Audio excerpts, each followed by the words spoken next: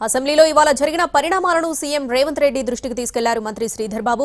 స్పీకర్పై జగదీష్ రెడ్డి వ్యాఖ్యలకు తదుపరి కార్యాచరణపై సీఎంతో శ్రీధర్ బాబు చర్చించారు. మరోవైపు స్పీకర్ గడ్డం ప్రసాద్తో భేటీ అయ్యారు. డిప్యూటీ సీఎం భట్టి విక్రమార్క మాజీ మంత్రి జగదీష్ రెడ్డిని సస్పెండ్ చేయాలని కాంగ్రెస్ సభ్యులు డిమాండ్ చేస్తూ ఉండటంతో స్పీకర్తో భట్టి విక్రమార్క భేటీకి ప్రాధాన్యత ఏర్పడింది.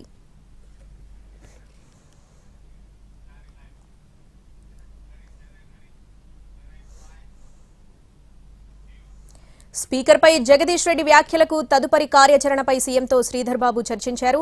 అలాగే డిప్యూటీ సీఎం భట్టి విక్రమార్క కూడా స్పీకర్తో భేటీ అయ్యారు. దీనికి సంబంధించి పూర్తి అప్డేట్స్ మా ప్రతినిధి చారి లైవ్ లో అందిస్తారు. చారి, ఇవాళ గవర్నర్ స్పీచ్ మీద ధన్యవాద తీర్మానానికి సంబంధించినటువంటి చర్చ కొనసాగుతుంది. ఈ సందర్భంగా అధికార పక్షం సభ్యులు మాట్లాడిన తర్వాత ప్రతిపక్షం నుంచి జగదీష్ రెడ్డి మాట్లాడేటువంటి ప్రయత్నం చేశారు. జగదీష్ రెడ్డి మాట్లాడుతున్నటువంటి సందర్భంగా జరిగినటువంటి అధికార ప్రతిపక్ష పార్టీ సభ్యుల మధ్య సంబంధించినటువంటి చర్చలో స్పీకర్ ని ఉద్దేశించి జగదీష్ రెడ్డి చేసినటువంటి వ్యాఖ్యలని అధికార పక్షానికి సంబంధించినటువంటి సభ్యులు అభ్యంతరం వ్యక్తం చేశారు.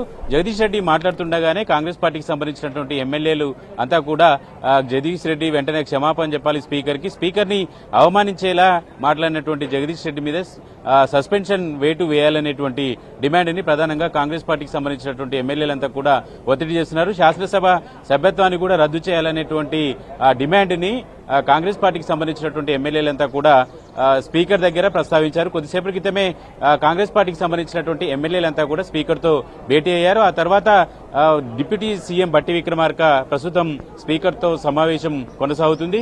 ఇంతకంటే ముందు జరిగినటువంటి వ్యవహారాలన్నిటి మీద కూడా సీఎం రేవంత్ రెడ్డికి శాసనసభ వ్యవహారాల మంత్రి శ్రీధర్ బాబు ఫోన్ చేసి అసెంబ్లీలో జరిగినటువంటి వ్యవహారము తదుపరి ఎలాంటి చర్యలు తీసుకోవాలి, అలాగే కార్యాచరణకు సంబంధించినటువంటి అంశాలన్నిటి మీద కూడా చర్చ చేసినట్టు తెలుస్తుంది.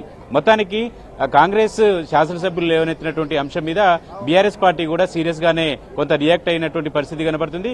శాసనసభలో లాబీలో హరీష్ రావు చిట్చాట్ చేసినటువంటి సందర్భంగా స్పీకర్ పారదర్శకంగా వ్యవహరించకపోతే స్పీకర్ మీద అవిశ్వాస తీర్మానాన్ని పెడతామనేటువంటి అంశాన్ని కూడా ఆయన స్పష్టం చేశారు. స్పీకర్ ని జగదీష్ రెడ్డి ఎక్కడ కూడా అన్పార్లమెంటరీ వర్డ్స్ అంటే సభలో వాడకూడని పదాలు వాడలేదు. మీ సొత్తా అనేటువంటి అంశాన్ని మాత్రమే జగదీష్ రెడ్డి ప్రస్తావించారు స్పీకర్ ని ఉద్దేశించి. కానీ మీ సొత్తా అనేటువంటి అంశము పార్లమెంటు కి సంబంధించినటువంటిది, అన్పార్లమెంట్ వర్డ్ కాదు అనేటువంటి అంశాన్ని హరీష్ రావు చెప్తూ వచ్చారు. మొత్తానికి జగదీష్ రెడ్డి అసెంబ్లీలో చేసినటువంటి కామెంట్స్ కు సంబంధించినటువంటి వ్యవహారం మీద అధికార పక్షం కాస్త సీరియస్ గానే తీసుకుంటుంది. సభలో జరుగుతున్నటువంటి వ్యవహారాలన్నింటి మీద కూడా అలర్ట్ గా ఉండాలని నిన్ననే సీఎం రేవంత్ రెడ్డి ఎమ్మెల్యేలకు దిశానిర్దేశం చేసినటువంటి నేపథ్యంలో ఇవాళ ప్రతిపక్షాన్ని కట్టడి చేసేటువంటి ప్రయత్నంలో కాంగ్రెస్ పార్టీ ఎమ్మెల్యేలంతా చాలా పకడ్బందీగా వ్యవహరిస్తున్నారని మాత్రం చెప్పొచ్చు. అయితే బీఆర్ఎస్ పక్షం కూడా అదే తరహాలో స్పీకర్ ని ఉద్దేశించి జగదీష్ రెడ్డి ఎలాంటి వ్యాఖ్యలు చేయలేదు. ఒకవేళ స్పీకర్ పక్షపాతంగా వ్యవహరించాలి అనేటువంటి ఆలోచన గనుక ఉంటే ఖచ్చితంగా అవిశ్వాస తీర్మానం పెడతామనేటువంటి కౌంటర్ కామెంట్స్ ని కూడా హరీష్ రావు చేసినటువంటి నేపథ్యంలో తదుపరి సభ మరి కాసేపట్లో ప్రారంభం కాబోతుంది.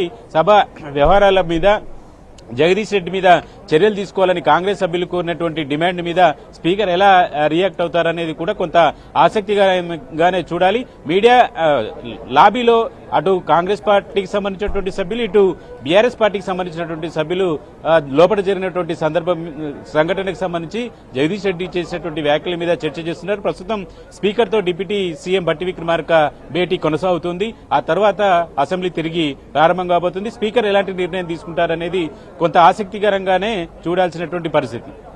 Right Chari, thanks for the updates.